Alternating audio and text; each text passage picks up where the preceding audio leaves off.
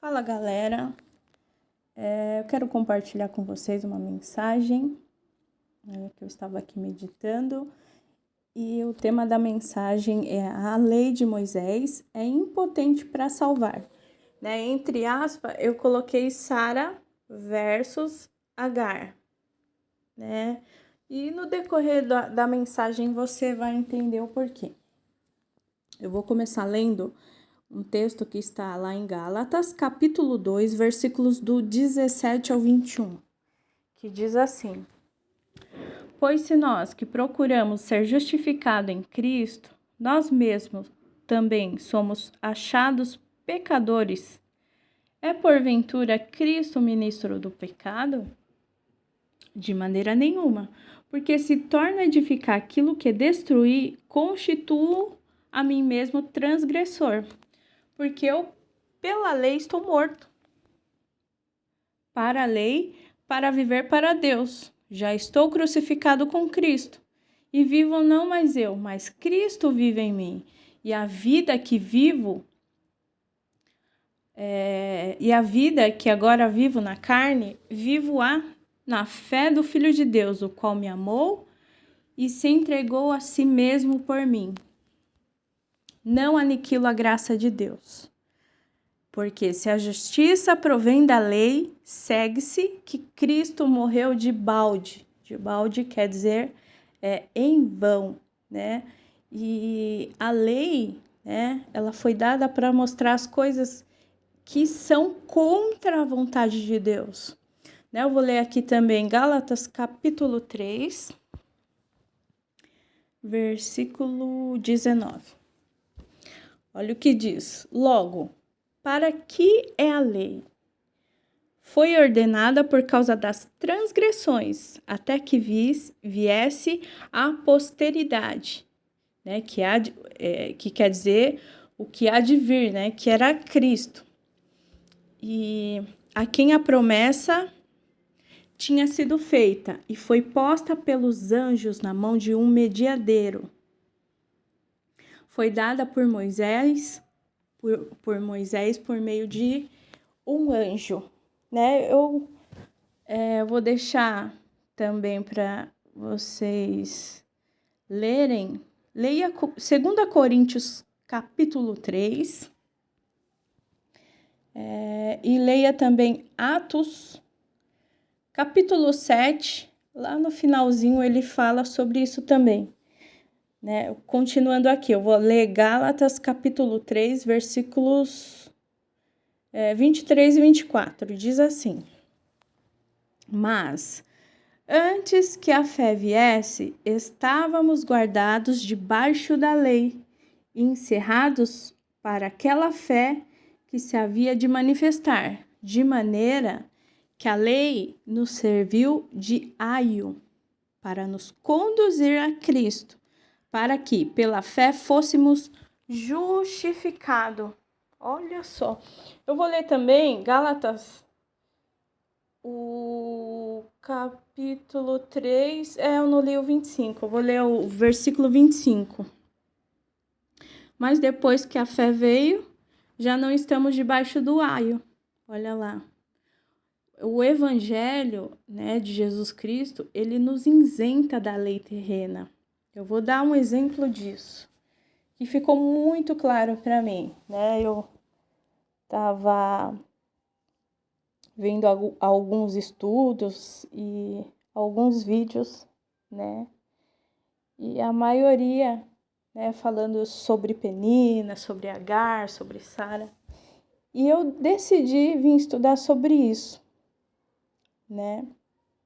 E olha só o que eu quero compartilhar com vocês, Que Ana e Penina, Sara e Agar são a mesma coisa, são uma alegoria, Ana e Penina, a gente sabe que Eucana, ele tinha 2 mulheres, o nome de uma era Ana, e o nome de outra era Penina, Penina tinha filhos, porém Ana não tinha filhos, ressaltando aqui que naquela época, o cara podia ter quantas mulheres ele quisesse. E também naquela época era uma vergonha não ter herdeiros, né? Hoje tudo mudou, né? A nossa lei mudou, não funciona mais assim, né? E não queira ser o cana não, pois além de se lascar dentro, né, do reino terreno, né, no reino espiritual você quebra um monte de princípios, né? Aí a coisa fica feia, né? Como eu disse, Ana e Penina, Sara e Agar são a mesma coisa, são uma alegoria, né? O que é uma alegoria? O ato de falar sobre uma coisa que quer dizer outra coisa, mais ou menos isso, né? Uma fala do pacto antigo, olha lá, Agar fala do pacto antigo e Sara, ela fala do testamento de Cristo, que é a graça, né? Então, uma fala do pacto antigo, que é a lei, a Agar, e a Sara, ela quer dizer sobre o testamento de Cristo, né? Que é a graça. Agar, e eu vou ler aqui Gálatas 4:26, né? Agar e seu filho, ele alcançaram possessões, né, no deserto de Parã, que fica na região do Monte Sinai, que é a Jerusalém atual, né? Todos os que estão debaixo da lei são escravos, pois são nascidos segundo a carne e procuram uma possessão terrena. Olha como isso é sério, gente. No discorrer da mensagem vocês vão entender, né? Já os que nascem da promessa são filhos de Abraão pela fé em Cristo e desejam uma possessão melhor, que é a Jerusalém, que é livre e é de cima. Eu vou ler aqui também Gálatas, né? E se possível, leia o livro de Gálatas, é muito, né? Tá muito, é muito esclarecedor, né? Você irá entender melhor. Eu vou ler aqui Gálatas, capítulo 4. Eu vou ler os versículos, deixa eu ver, 8, 22, 23 e o 27. Fala assim, ó: mas quando não conheceis a Deus, servi aos que por natureza não são deuses. Porque está escrito que Abraão teve 2 filhos, um da escrava e outro da livre. Todavia, o que era da escrava nasceu segundo a carne, né? Mas o que era da livre, por promessa. Porque está escrito: alegra-te, estéril, que não dá luz, esforça-te e clama, tu que não está de parto, porque os filhos da solitária são mais do que os da que tem marido. Eu vou ler o 25 também. Ora, esta Agar é Sinai, um monte da Arábia, que corresponde a Jerusalém, o que eu tinha dito lá em cima, que agora existe, pois é escrava com os seus filhos, né? Nós, né, que cremos em Cristo, somos filhos da livre, né? Somos filhos e livre, e não mais escravos, né? Por meio do sacrifício de Cristo, nós temos livre acesso a Deus o Pai. Não somos mais escravos, pois não vivemos mais segundo a lei do mandamento carnal, mas segundo a virtude da vida incorruptível. Eu vou ler aqui Hebreus, capítulo 7, versículo 18. Deixa eu só ver se é esse mesmo, só um minuto.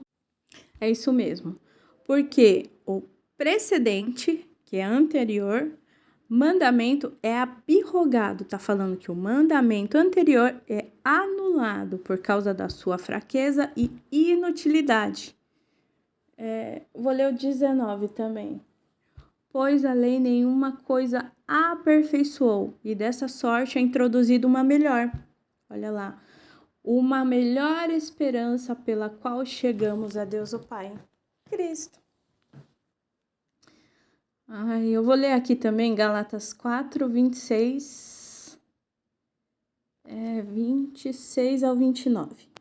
Não, só vou ler o Gálatas capítulo 4, o versículo só o 29, o 26 eu já li. Fala assim: mas como então aquele que era gerado segundo a carne perseguia o que era segundo o Espírito, assim também agora. E para terminar, né, o porquê que eu tô fazendo essa distinção, né? Mesmo após sermos justificados pela fé em Cristo, todos os filhos de Abraão foram gerados segundo a carne. O que é isso? A junção carnal, né? Foram gerados através do sexo. Somente o descendente, tá em singular, somente o descendente, que é Cristo, nasceu segundo a vontade de Deus e através do Espírito de Deus o Pai. Até mesmo Isaac, né, que era filho de Sara, né, com Abraão, que era o filho da promessa, que foi nascido segundo a promessa, era o filho segundo a carne, segundo a vontade e sangue de Abraão. Isaac era descendente de Abraão. Somente por meio da fé o homem alcança como eu posso dizer, a filiação, vamos supor, divina. A promessa de Deus a Abraão repousa sobre o descendente, tá em singular, que é Cristo, o Filho unigênito de Deus. E os seus filhos, segundo a carne, descendentes, que está em plural, não são filhos de Deus. Né? E lendo aqui, né, o que Paulo escreveu sobre isso, né, e o que ele fala sobre essa alegoria, né, que essas duas mulheres são a lei, que é o velho pacto, né, uma quer dizer a lei, Agar, né, que já se foi, é o velho pacto, e a Sara quer dizer graça, que quer dizer o testamento de Jesus Cristo. A filiação divina, ela decorre da promessa feita a Abraão e é proveniente do descendente Jesus Cristo e não de Isaac. Olha que maravilhoso o que Cristo fez por nós, né? Jesus é maravilhoso demais. Enfim, irmãos, era essa mensagem que eu queria compartilhar com todos vocês. Que Deus o Pai abençoe e tenha um excelente final de semana. Beijos.